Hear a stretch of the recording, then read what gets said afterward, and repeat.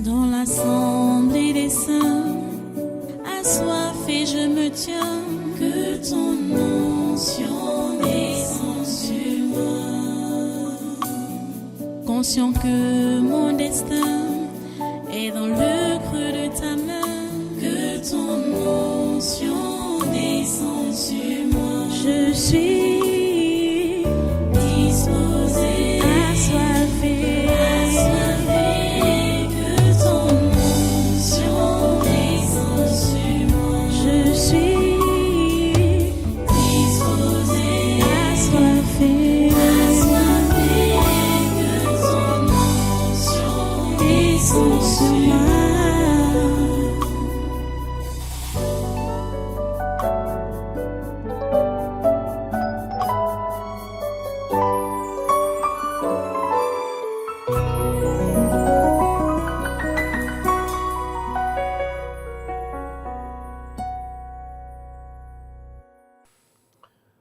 Alléluia. Voilà, tu prends ta Bible, tu restes debout, tu prends ta Bible et tu ouvres avec moi dans le livre de Éphésiens, les Éphésiens, l'épître de Paul aux Éphésiens, chapitre 6, versets 23 à 24. Éphésiens 6, versets 23 à 24. Qui dit donc que la paix et la charité avec la foi soient données aux frères de la part de Dieu le Père et du Seigneur Jésus-Christ. Que la grâce soit avec tous ceux qui aiment notre Seigneur Jésus-Christ d'un amour inaltérable. Prions le Seigneur. Dieu ton Saint, nous te remercions pour ta parole de ce jour. Nous te prions, Père, d'ouvrir notre entendement et de nous donner de la comprendre et de pouvoir la pratiquer. Ô Père, s'il te plaît, agis dans chaque vie. Enlève, Seigneur, des tampons dans nos oreilles. Enlève ces tampons-là et donne-nous de comprendre. Donne-nous d'entendre ta parole, de la comprendre et de l'appliquer. Merci Père Saint pour tout ce que tu fais pour nous. Et merci pour ta volonté parfaite qui s'accomplit dans nos vies en cet instant, pendant ce programme. Au nom puissant de Jésus, nous avons prié. Amen, amen. Prenez place et soyez tous, une fois de plus, les bienvenus à ce congrès du surnaturel de ce 17 novembre 2024. Nous enseignons sur la vie chrétienne normale. Cette vie chrétienne normale doit fonctionner dans l'amour, avec amour, l'amour véritable,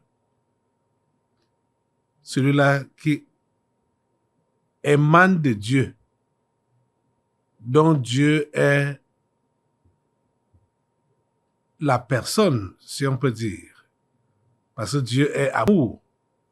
Dieu n'a pas de l'amour, mais il est amour. Les amis, cette histoire est sérieuse. Parce que, comme je vous le disais,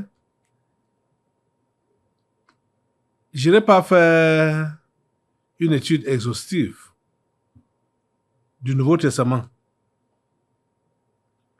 pour voir combien de fois ou combien de par rapport. Ça, c'est souvent des choses théorique, parce qu'on n'a pas besoin de savoir même combien de fois ça revient, machin, tout ça là. Ce n'est pas important. C'est pas important. Ce qui est important, c'est de faire ce qui nous est demandé. C'est pas, on n'est pas là pour de la théorie. On veut la pratique. Le Seigneur nous demande de faire comme lui, d'aimer comme lui. Regardez, quand Paul parle aux Éphésiens pour conclure sa lettre, il fait une prière. Et sa prière dit quoi? Que la paix et la charité avec la foi soient données aux frères de la part de Dieu le Père et du Seigneur Jésus-Christ. Donc, qu'est-ce que nous voyons? Qu'est-ce que nous comprenons? On doit continuellement prier pour que nous ayons de l'amour, que cela nous soit donné toujours et davantage de la part de Dieu et de la part de Jésus-Christ. Que la paix et la charité, donc que la paix et l'amour avec la foi, vous voyez, la paix et la charité, la paix et l'amour avec la foi soient donnés aux frères de la part de Dieu le Père et du Seigneur Jésus-Christ. Je ne sais pas si vous avez compris l'importance de ce qu'on enseigne sur ce sujet depuis un bon bout de temps. Je ne sais pas si certains ont été réellement saisis par l'Esprit et poussés par l'Esprit pour faire ce genre de prière. Après chaque message, on prie. On demande à Dieu d'intervenir dans le sens qui nous a enseigné ou qui nous a révélé des choses. Vous voyez que maintenant, il nous fait comprendre que c'est quelque chose qui doit être, c'est-à-dire le fait d'avoir constamment de l'amour au milieu de nous doit être l'objet de nos prières, des sujets de prière. Vous êtes en train de comprendre ça? C'est très sérieux. C'est très sérieux. Que la paix et la charité, avec la foi, soient données aux frères de la part de Dieu, le Père et du Seigneur Jésus-Christ. Donc Dieu, le Père et le Seigneur Jésus-Christ doivent nous donner de l'amour. Tu dois prier pour tes frères. Tu dois prier pour tes sœurs, donc pour tes frères et sœurs, pour que Dieu leur donne cette grâce de pouvoir manifester cet amour. Tu dois prier pour toi-même, pour que cela te soit donné, que l'amour, la charité te soit donnée. Vous savez, les gens sont prêts à entretenir les mauvaises choses ou des choses futiles, Vous savez, ce sont des choses futiles sur lesquelles les gens sont le plus accrochés. Des choses futiles, des choses qui ne servent à rien. C'est sur ça que les gens sont le plus accrochés. Des choses importantes, ils négligent. Quand ça passe même, c'est comme si leurs oreilles sont bouchées. Ils ne comprennent pas. Mais quand c'est sans importance, c'est sur ça que tu vas les voir accrochés, accros. Quand c'est sans importance. Les amis, est-ce que tu as été interpellé pour voir que tu as besoin que Dieu t'aide à aimer? Est-ce que tu as compris cela? Que tu as besoin que Dieu t'aide à aimer? Les amis, c'est sérieux. C'est sérieux.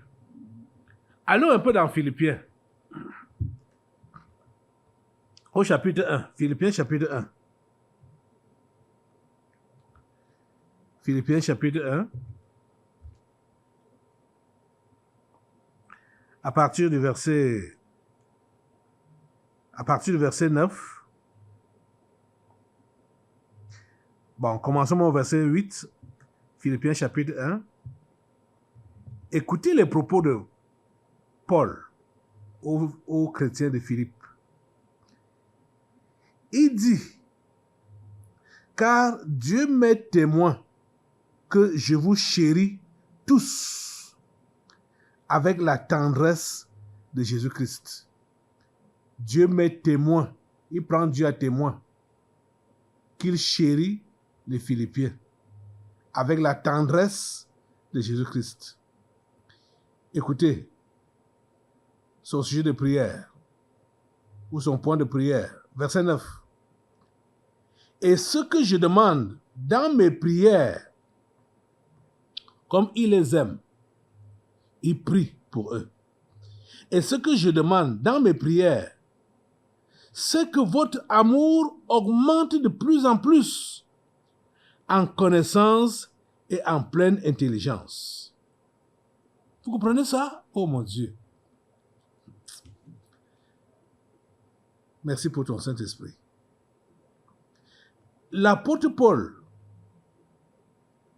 savait qu'il fallait prier pour les chrétiens. Il fallait prier pour les frères par rapport à ce qui est enseigné depuis là.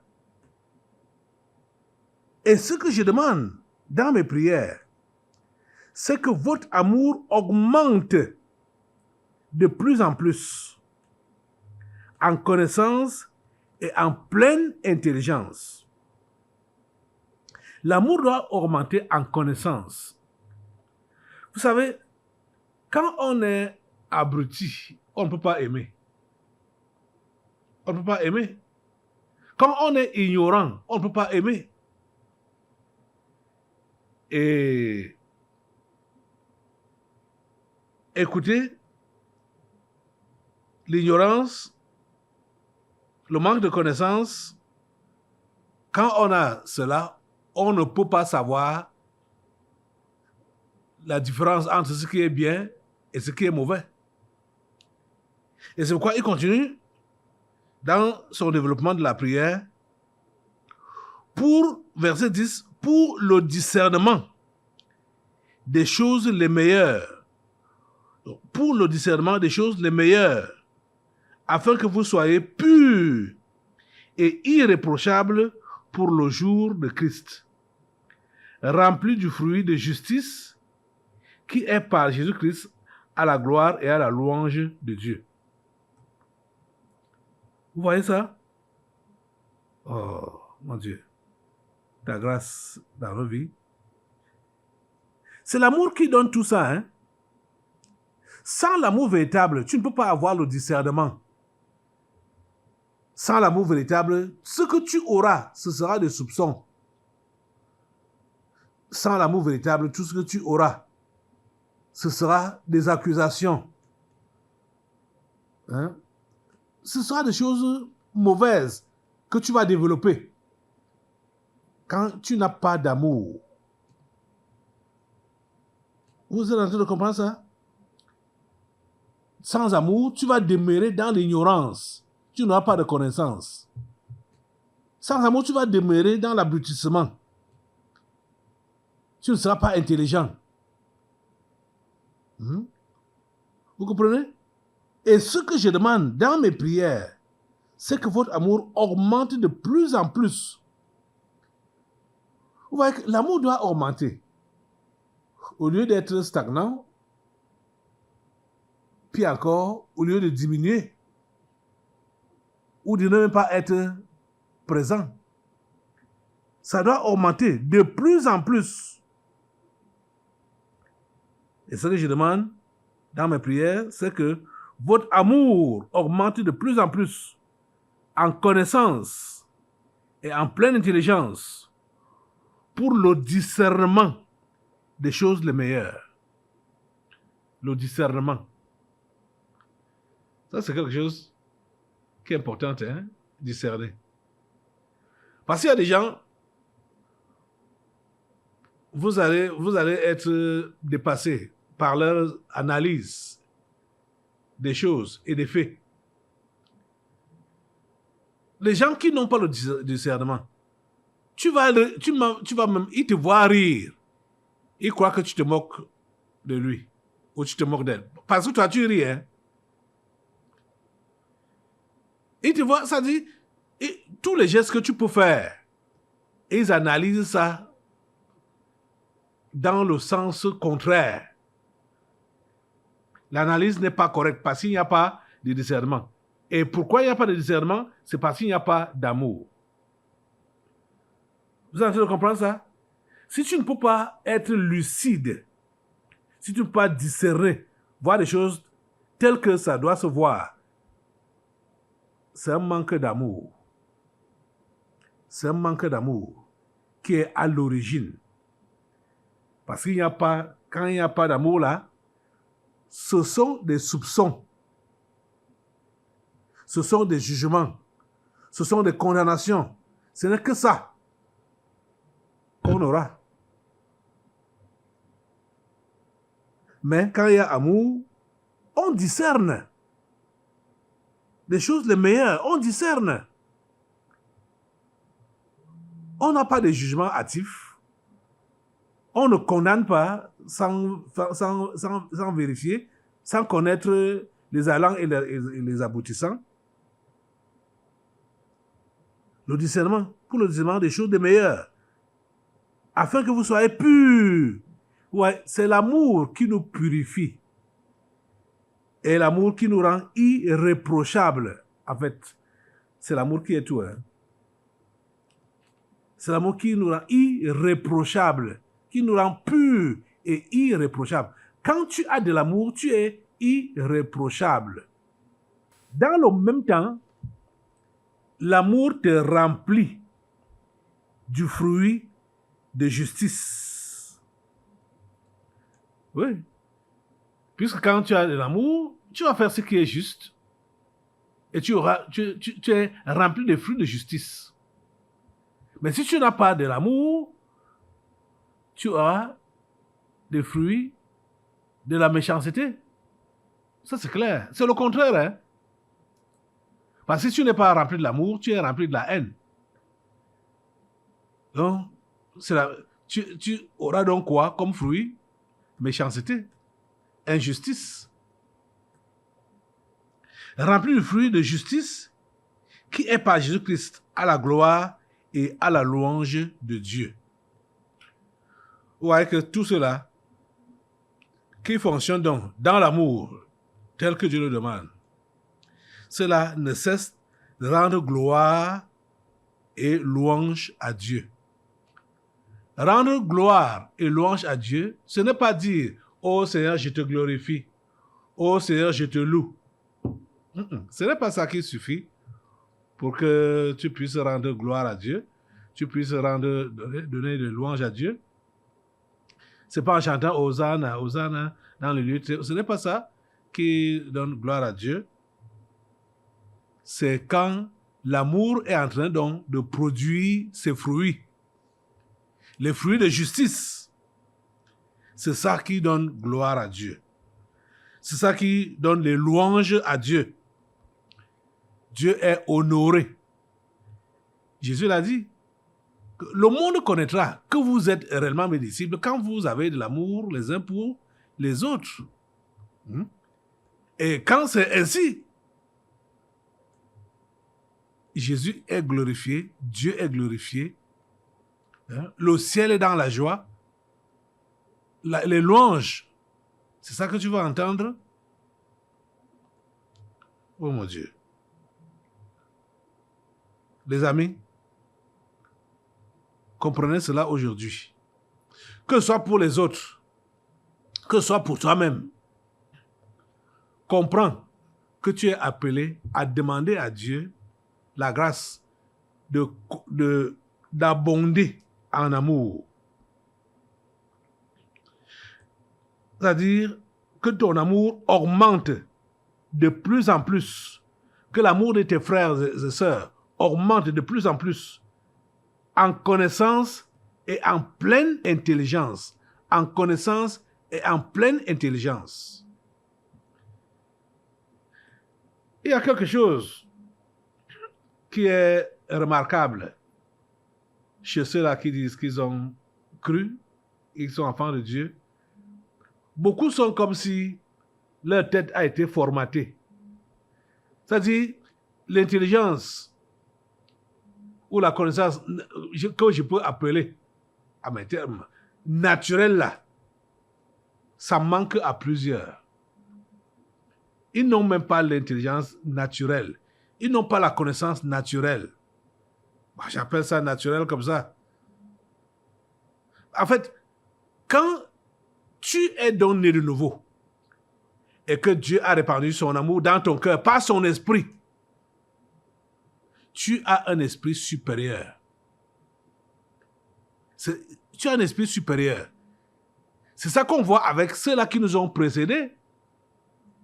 On prend un peu l'exemple de Daniel, Shadrach, Meshach et Abednego,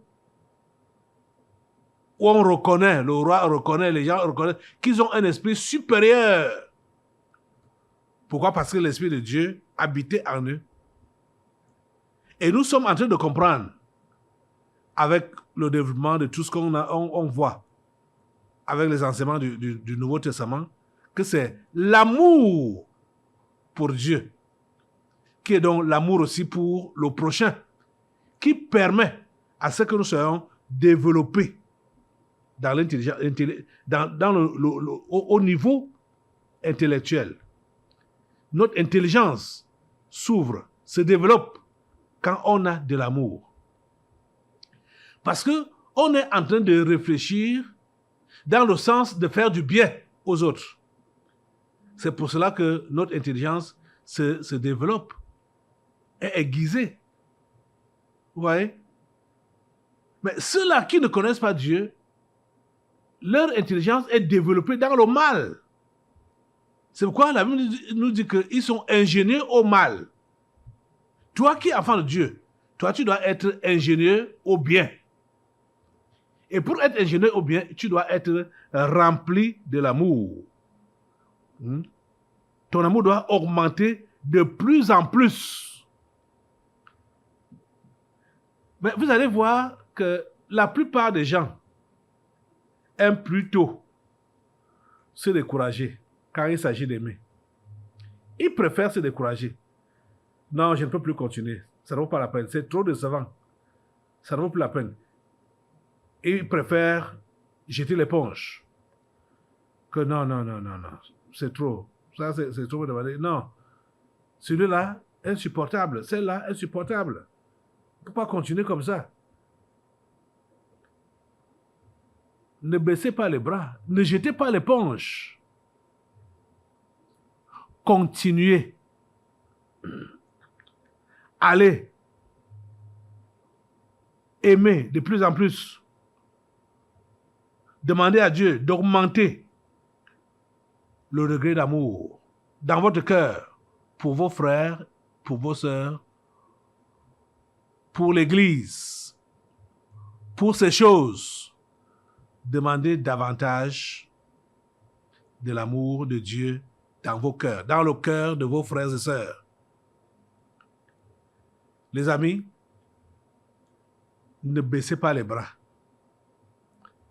Et vous comprenez que on n'a pas besoin d'être égoïste. On n'a pas besoin de se concentrer sur soi-même. Ici, qu'est-ce que nous sommes en train de voir? Nous parlons de quoi? Nous voyons le sujet de prière de l'apôtre Paul. Paul priait pour les Philippiens. C'est ça. Il a exhorté les Éphésiens dans la prière pour l'amour. Et nous voyons que lui-même, il priait pour les Philippiens. Dans ce passage qu'on a lu, Philippiens au chapitre 1, du verset 8 au verset 11, donc verset 8 au verset 11, que je vais relire pour essayer de conclure les propos de ce matin. Il dit, car Dieu m'est témoin que je vous chéris tous avec la tendresse de Jésus-Christ. Oh, sans exception, je vous chéris tous. Je vous chéris tous avec la tendresse de Jésus-Christ. Je vous aime. Vous êtes chers. Parce que la personne que vous aimez, cette personne-là vous est chère. Elle vous est chère. Et ce que je demande dans mes prières, c'est que votre amour augmente de plus en plus en connaissance et en pleine intelligence pour le discernement des choses les meilleures, afin que vous soyez purs et irréprochables pour le jour de Christ. Vous voyez, c'est l'amour qui nous prépare à l'enlèvement. Le jour de Christ, c'est quoi? C'est l'enlèvement, hein? Quand Jésus-Christ va revenir. C'est l'amour qui nous prépare à l'enlèvement. Sans l'amour dans ton cœur, là, tu meurs, tu fermes les yeux, tu vas descendre. Tu vas descendre directement. C'est l'amour qui nous prépare pour l'enlèvement. Pour être avec le Seigneur.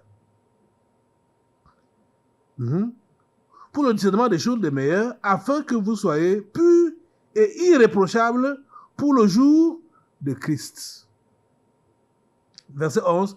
Remplis du fruit de justice, qui est par Jésus-Christ à la gloire et à la louange de Dieu.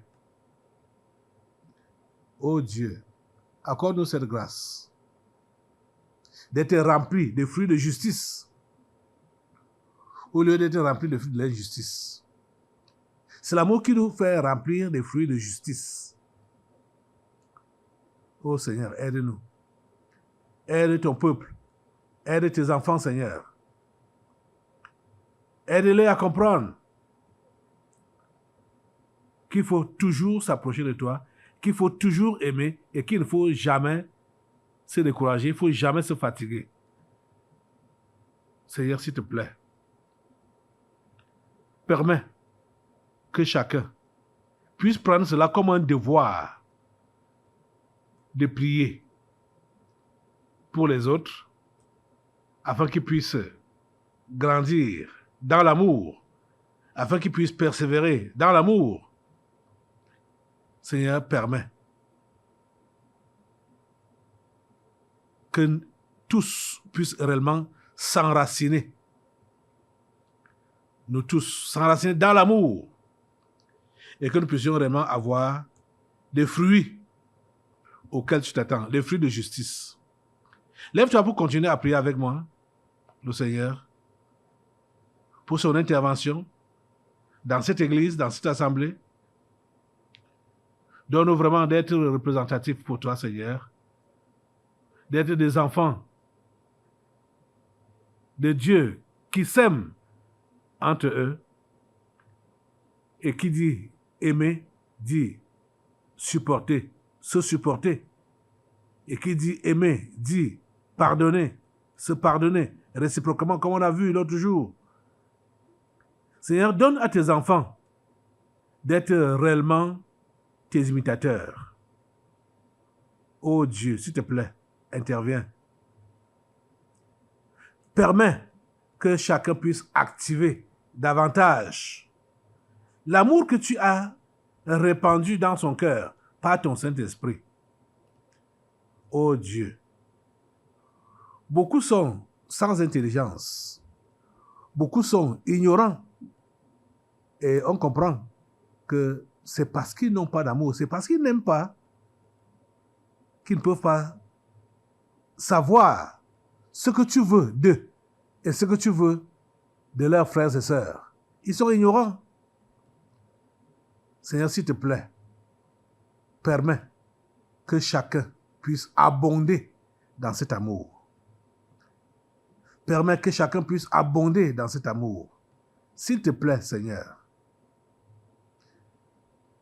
agis. agir dans chaque vie. Agir dans chaque vie, Seigneur. Dans le précieux nom de Jésus. Alléluia. À toi toute la gloire et tous les honneurs. L'amour est patient. L'amour est plein de bonté. L'amour n'est point envieux. L'amour ne se vante pas. L'amour ne s'enfle pas d'orgueil.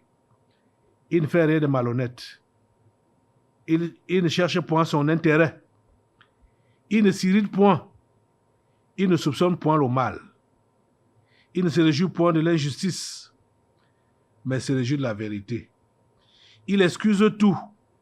Il croit tout. Il espère tout. Il supporte tout. Seigneur, donne-nous d'être remplis de ces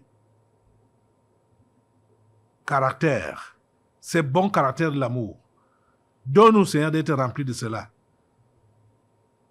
Oh Dieu, s'il te plaît. Merci de le faire. Dans le précieux nom de Jésus, j'ai prié. Amen. Assois-toi. Nous allons maintenant passer aux délivrances prophétiques.